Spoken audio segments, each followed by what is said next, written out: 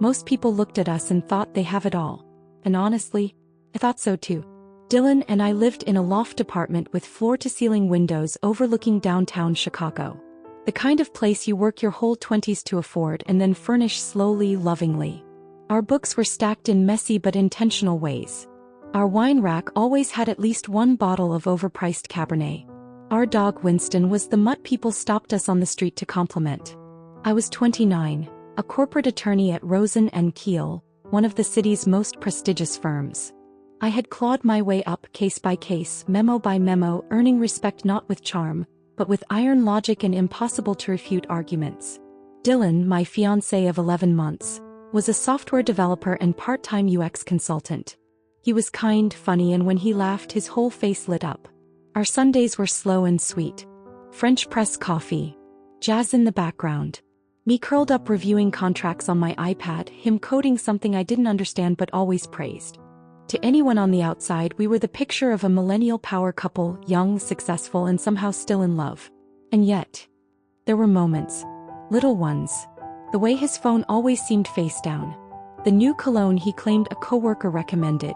That one night he came home late from a meetup and smelled like floral perfume I didn't own.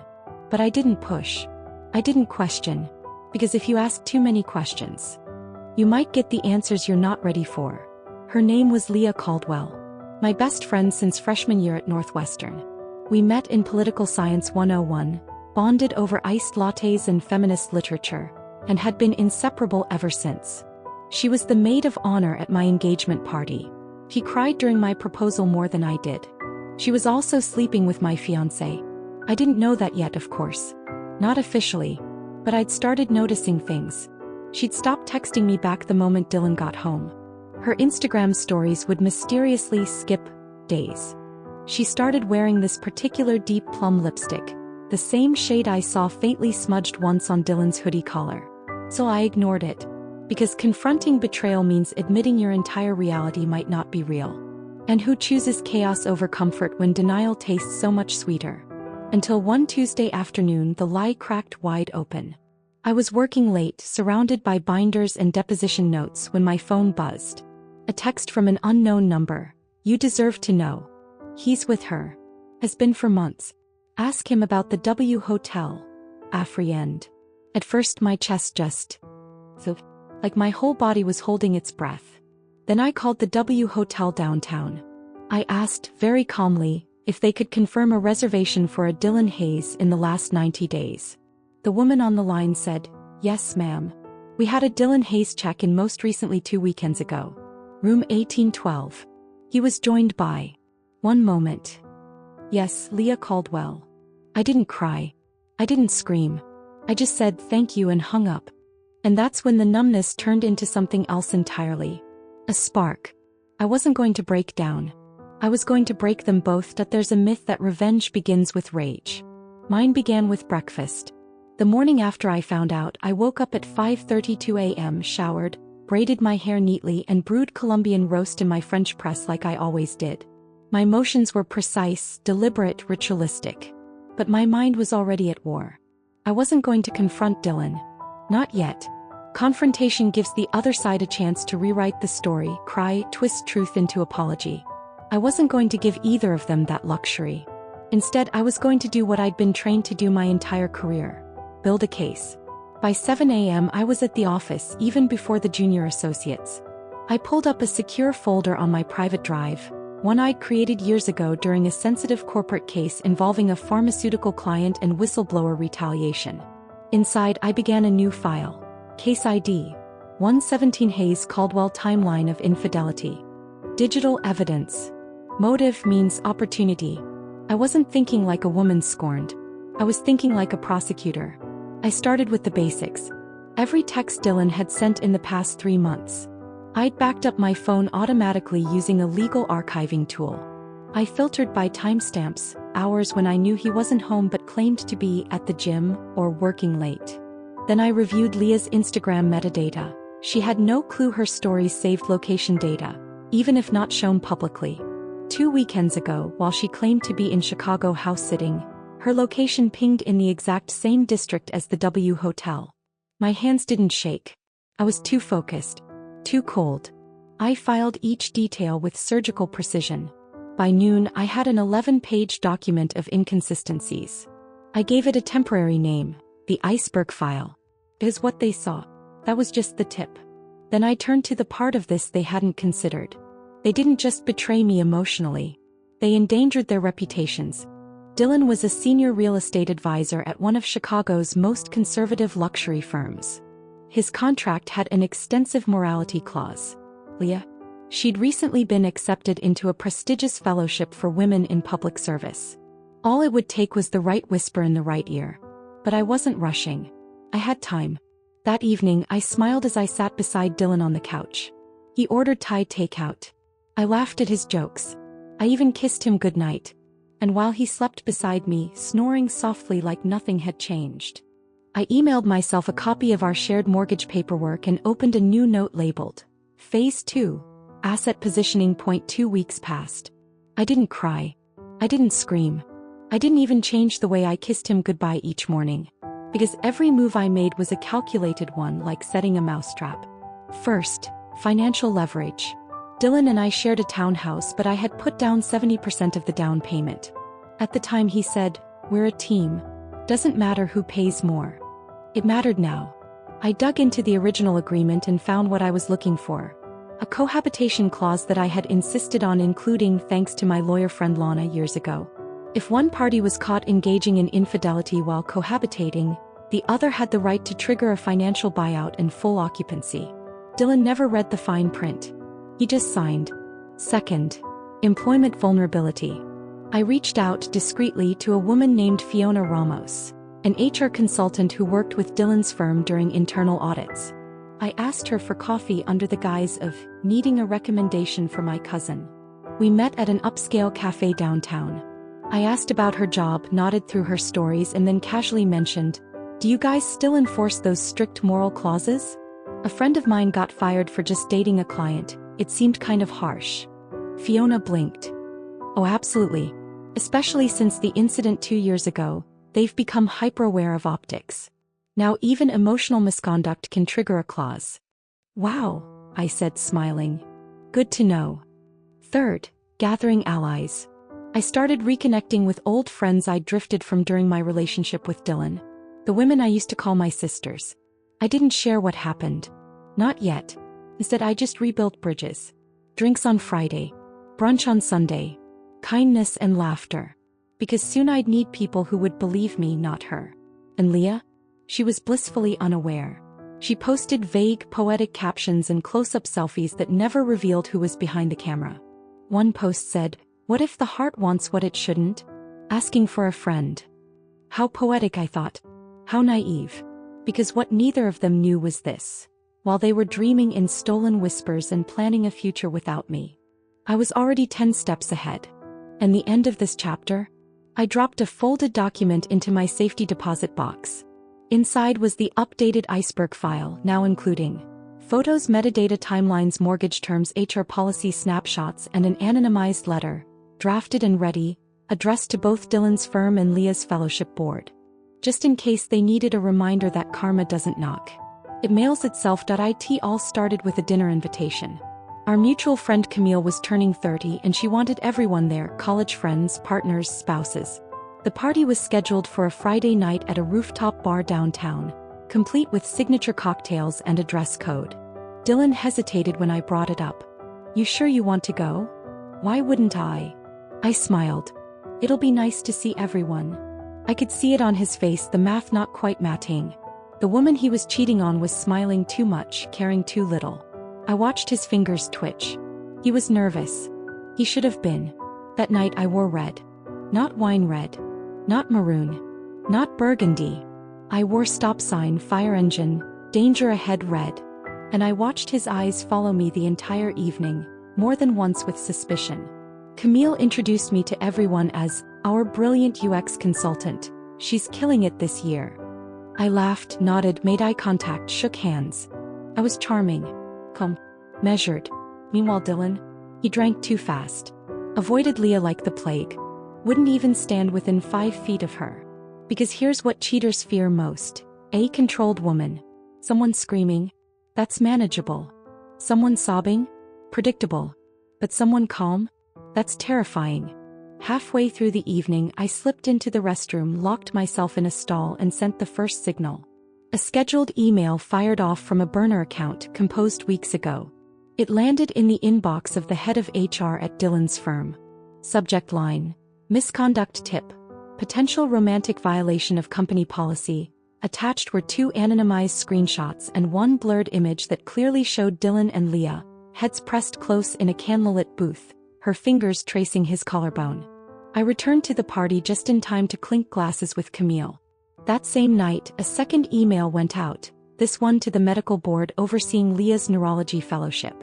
Subject: Fellow Behavior Alert, Potential Violation of Ethics Code Section 2. 3-inch inside was an outline of potential conflict of interest and inappropriate relationship risk, especially concerning Dylan's company being one of the sponsoring partners of the hospital's tech grant program. The emails were not emotionally written. They were precise, clean, formal, and most importantly, effective. By Monday, the effects were already in motion. Dylan's company launched an internal, quiet investigation, trying to confirm the report without alerting him. But whispers started, HR asking about unusual interactions. Some meetings cancelled. His access to sensitive projects suddenly suspended for review. Leah's supervisor called her in for a brief meeting on Wednesday. Her shifts were altered. Her rotations reassigned. Me. I baked banana bread. I caught up on The Crown. I sent Dylan memes like nothing had changed.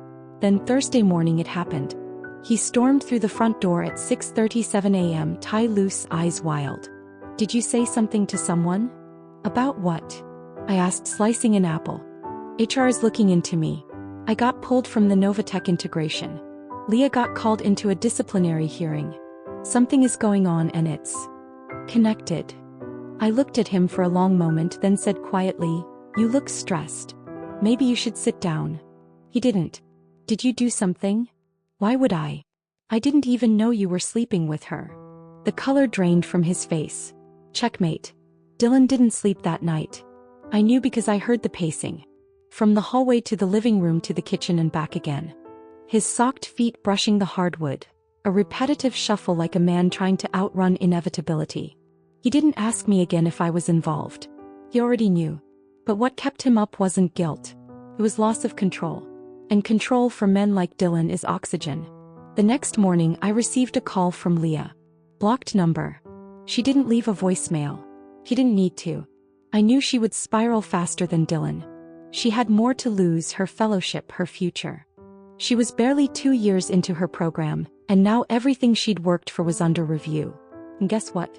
I wasn't done. That afternoon I dropped by Dylan's office. Not to see him, he wasn't even in. I came to drop off a forgotten lunch at reception.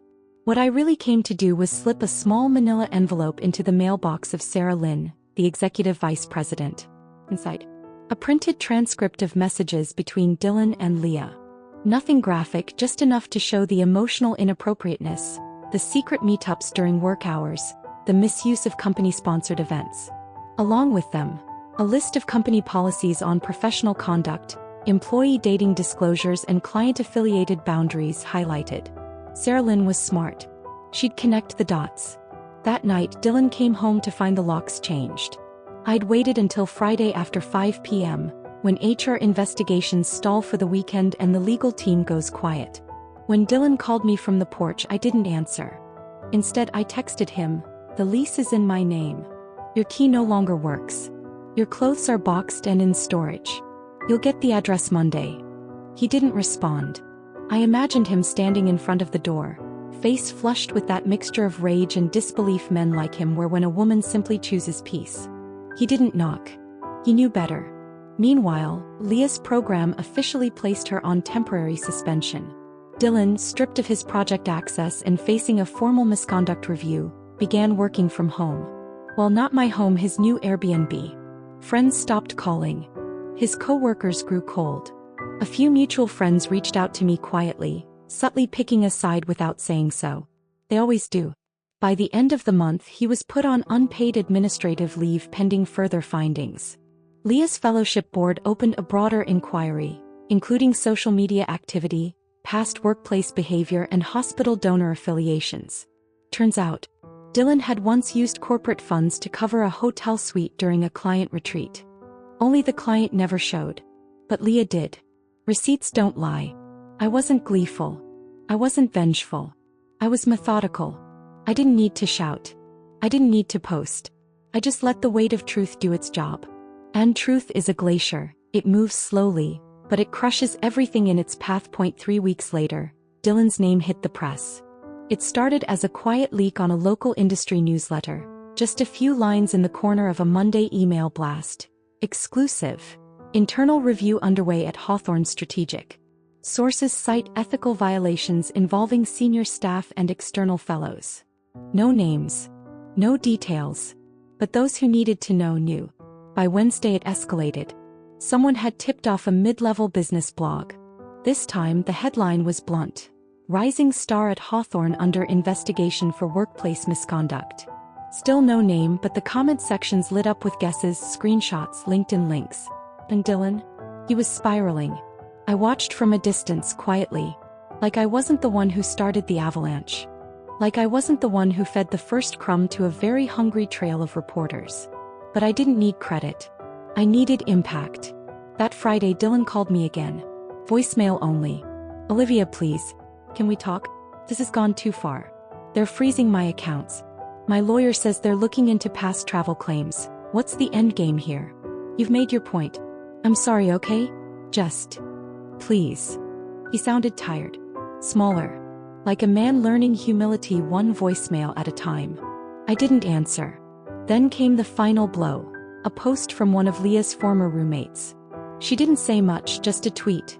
Wild to watch a girl who once mocked cancer patients for attention chasing now crying victim over consequences.